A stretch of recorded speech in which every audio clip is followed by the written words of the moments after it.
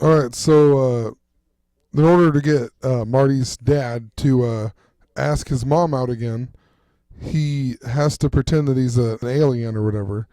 And he comes in and puts headphones on him and says that he's Darth Vader and that he's an extraterrestrial from the planet Vulcan.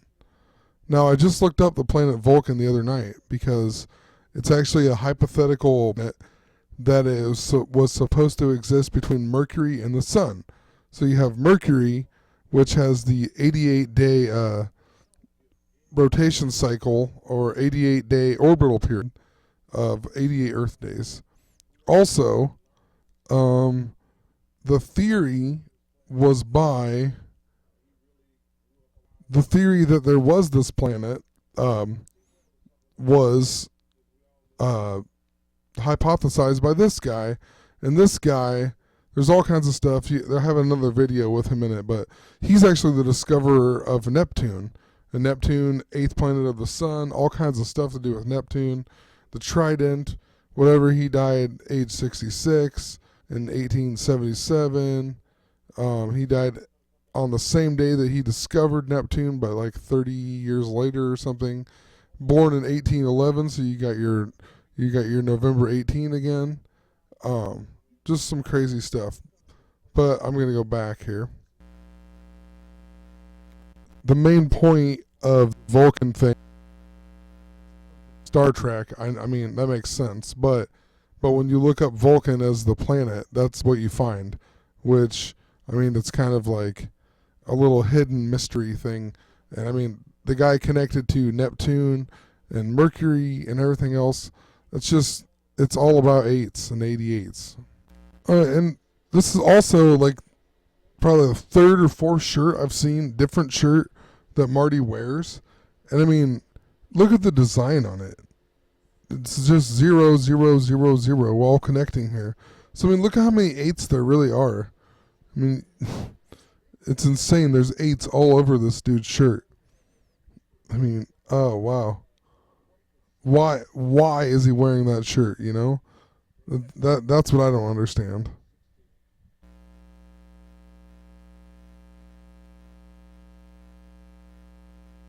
And so then they have a model and they're trying to mimic what's going to happen the night that he goes back to the future. And the car starts on fire and shoots off the table, and then it lands on the floor. And they show this like a split second of this. I mean, that is totally an 8 on the floor. Here's a better shot of it. And I mean, what does this signify? You know, you got your 8 and then you got your flame. I don't know. That's pretty crazy why is there an 8 on the floor? And then a flaming car goes across it. In this scene here, Marty is trying to so Lorraine, his mom, asked him to the dance, and so he said yes, but he's trying to convince his dad here that she really wants to go with him, and basically they're trying to set up a plot here so his dad will punch him out and so she'll fall in love with him for him being a tough guy. But Marty says to him, okay, so 8:55, where are you going to be? And then he says at the dance. Well, 8:55 on the clock is 8 and 11. So you have another 8:11 reference. So they just talked about that at 8:55, that he was going to be at the dance. And then at 9 o'clock, Marty was going to try to put moves on her. And George was going to say, hey, you get your damn hands off her or whatever. And then the next scene, they cut to it here, 6, 7, 8, 8 and 11.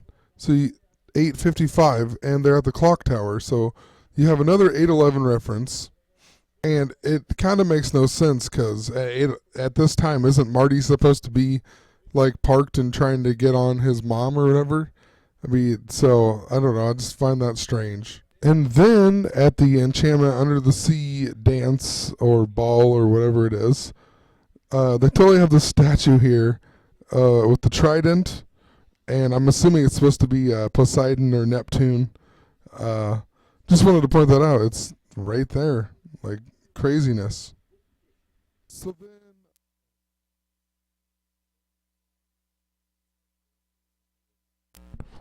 So then George McFly beats up Biff, and Lorraine starts to fall in love with him, but they have to kiss at this dance. So uh, Marty McFly plays guitar here, and the first song and the song that they kiss to is Earth Angel, and it's by the Penguins. And you look here, and it says the song peaked at number 8 on the Billboard Hot 100 chart, but had a 3-week run at number 1 on the R&B chart. And they were also a Mercury record. Just wanted to point that out. There's all kinds of stuff here. The original members: Cleveland Duncan, July 23rd. That's the beginning of the Dog Days of Summer. And he died on November 7th. This guy died in August. I mean, this guy died, or he's born in 1937 and died in 73. Just a ton of stuff. I'm not going to really go into it that deep, but the song came out in October. The label was Dutone, and I'm assuming it's by this person, Ducey, but you click on the label and it takes you out, Ducey Williams. And he was born in 1911, so you got a 9/11. He died in 1991, which is another 9/11, and August. Just crazy stuff. I mean, it's so set up, it's not even funny. They pick these people, and I don't know if they murder them or what, but they make it fit. That's what they do. That's how they do it. Otherwise, how would it, I mean, what are the chances that there's so many coincidences in all of these?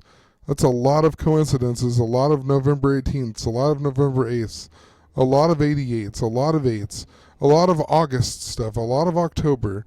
I mean, there's no way. Okay, I know I talked about this a long time ago, but I don't know. The Marty McFly jam, the jam, there's 8s all over this movie. You got it's about time travel, Under the Sea dance, and Neptune and the sea, but anyway, so he plays Johnny Be Good, and I'm just going to show it one more time. And the guy who actually really made Johnny Be Good, if you click on here, it says he wrote the song in 1955, which would be 59 years ago. But anyway, he was born on October 18th, 1926, so you got your 8th month again. And then he didn't die. He's still alive, age 88 years old. That's really interesting. So I just wanted to point it out again. All right, and here's the part as Marty's leaving, and she says she's going to go with him, and he's like, "That's fine." And then as he's walking away, he says, if you guys ever have kids, and one of them, when they're 8 years old, they accidentally set fire to the rug, so they throw in the 8 years old there. I'm sure tons of people have watched this movie. Like I said, I'm just going through it, listening for little things. So that why he mentions he's 8 years old and not 9 or 7 or 10 or whatever, And this movie's all about 8s, and he says that. It's weird. Okay, nothing really that significant. I'm sitting here confused, I guess. They're making a big deal out of him hooking up this cable again. But, how did he get it up there to begin with? Maybe that's explained somewhere and I missed it, but, it's this huge deal, and he's all might fall, and he's gonna get struck by lightning, blah, blah, blah. But how did he get that cable up there to begin with? So did he go through the same struggle the first time? I just wanted to point that out, I guess. I don't know. Like I said, maybe I missed something at some point, but either way, it had to have been pretty hard the first time to get it up there, didn't it? Even with a ladder. And that store from earlier is actually really called Elmo's. It does show it on here. Just pointing that out. So then, when Marty comes back to the future finally, there's a homeless guy sleeping on the bench here, and the bench says California Raisins. So you check out the California Raisins. They actually came out in 1986. It was a fictional rhythm and blues music group. But you scroll down here, So 1986 is when they came out. But it says they released 4 studio albums through 1987 to 1988. And their signature song, I Heard It Through the Grapevine landed on the Billboard Hot 100. However, the Raisins would continue to make their strongest impression through animated endeavors. And then it says on November 4th, 1988, so you got November 1988, CBS aired a primetime special entitled Meet the Raisins. So, Meet the Raisins was broadcast November 4th, 1988. Let's see here. And then it says, the 24-minute special shortly followed its similarly, I can't even say the word right now. The 24-minute special shortly followed its similarly titled soundtrack album released on August 8th, 1988. So they had an album that released on August 8th, 1988, which is 8888. So don't you find it weird that it says California Raisins or California Raisins on this bench here, and it's supposed to be November or October 26, 1985. Yet the California Raisins didn't even come out until 1986. Now maybe maybe that bench is just signifying some other California Raisins, but maybe it has nothing to do with this. But this is the only California Raisins I've ever heard of in my life.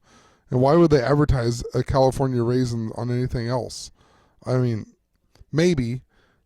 But then when they come out with a documentary or whatever it was that I just showed, that came out on August, and then they had August 8th of 88. Come on, 8888. It's on this bench and Back to the Future, and this is in 85 and they didn't even come out until 86. That is strange. I'm sorry, but that is strange. Okay, and earlier in the movie, I noticed it, but I didn't say anything about it. I just didn't look into it. I don't know. There was so much stuff going on with all the actors and whatnot. But you got Miller High Life again here. They had Miller High Life when he first went back to the past in 1955. And then they show Miller High Life here again. So you got Miller High Life. This beer was put on the market in 1903 and is Miller Brewing's oldest brand. Well, 1903 is 111 years ago. So you got 111. Also, Miller was founded in 1855. So 195 years ago. But you got your 55. It was founded by Frederick Miller. And check this guy out. So he's born in November 24th, 1824. He dies on 5/11, so you got a 55 again. 1888, so you got your 3/8 or your 88 even, depending, whatever. You got 3/8. He dies on 5/11. The company was founded 1855. So, I mean, come on. He was born on November 24th, and November 24th, there are 37 days remaining until the end of the year. 37, 73, 88, they're all connected. Okay, in a second here, Marty says, "Hey Doc, we don't have enough road to get up to 88 miles an hour or whatever." Now look at this road. Look how freaking long it goes. I mean, this is nothing that crazy, but like he says, we don't need roads where we're going, but like he can get up to 88 miles an hour in a mall parking lot, but he can't get up to 88 miles an hour in this long ass road. Come on now, that's crazy. All right, well that's the end of this video. I don't know. There's probably a bunch of stuff I missed. I know there is. I've seen other videos, but I'm trying to do a little bit different take on it. Anyway, have a great night.